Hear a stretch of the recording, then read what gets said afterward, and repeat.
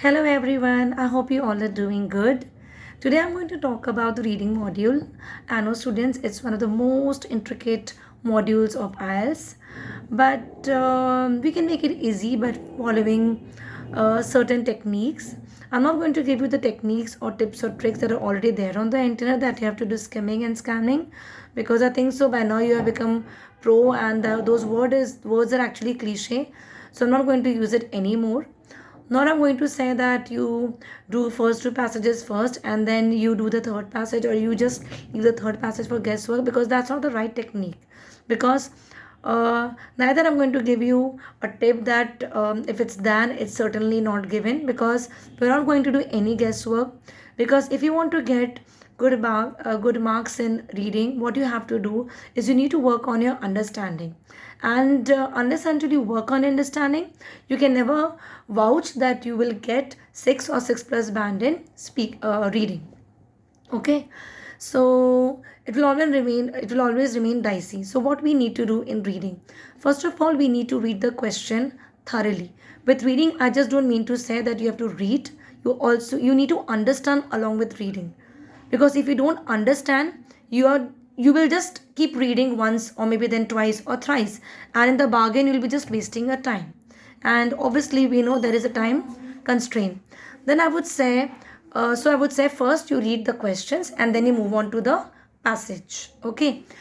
um, Also, I would say that the questions are arranged mostly in order, especially those questions true, false, multiple choice questions, complete the sentences, answer in words, and yes, these questions. These questions are 99.9%, these are arranged in order.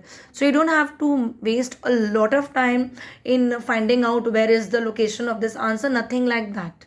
Okay, so don't worry about that. For example, in the first passage, the first questions of that passage is true, false. So like, you don't have to waste much time, you don't have to read a lot, just go on to the first or the second para and you'll get your first question, and then the next questions will be in the sequence order. Okay. In case of diagrams, I would say answers are never arranged in order, but most likely they are in the same paragraphs. And for diagrams, you need to take care of the arrows, because if you understand the arrows, whether it's below, above, inside, or wherever, you will come to know while reading the passage that what is the demand of the particular question in the context of that arrow. Okay. Then I would say in case of match the column, wherein get names or years or countries names, and those are never arranged in order. Generally, for those questions, what you do, for example, three names are given, and information of a particular name is given in one paragraph. Okay, so you try to not you try to you always do that question first, which is in regards to that person. So, and if the second person's name is given in two para, then you attempt that question, afterwards. And the third person's name is given in four paragraphs, just leave that person, do it at the end. Or I think so that will be the only person left, so you don't have to attempt those questions also. So in this way you can save your time, right? Um for headings and for paragraph containing, I'm sorry students, I cannot give you such any tip as such. All I can say is do those questions at the end, because how much ever you try, you have to read the entire para with understanding. So unless until you're a quick reader, you will not be able to crack that part of question. So it's not a piece of cake. Either you work on your reading, you work on your understanding, that will be a cakewalk for you, but not otherwise. Okay. Then I would say that kindly work on your grammar, because grammar is very very important, students. More than vocabulary, I would say grammar. So if you work on your grammar, you can certainly get 6.5 band.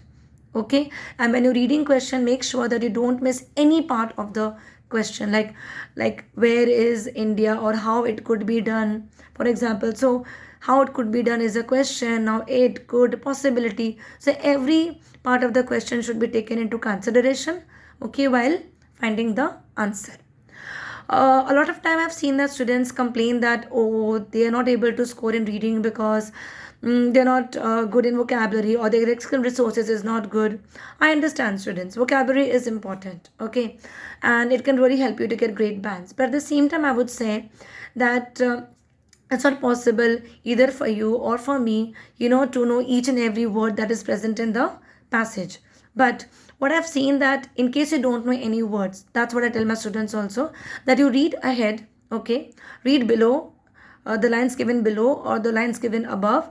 I can say 99.9% the explanation of that particular word which comes out as some vocabulary to you people, the explanation of that word is given in a simple language, so automatically you'll get an idea what that word exactly means. And do whichever passage you find is easy.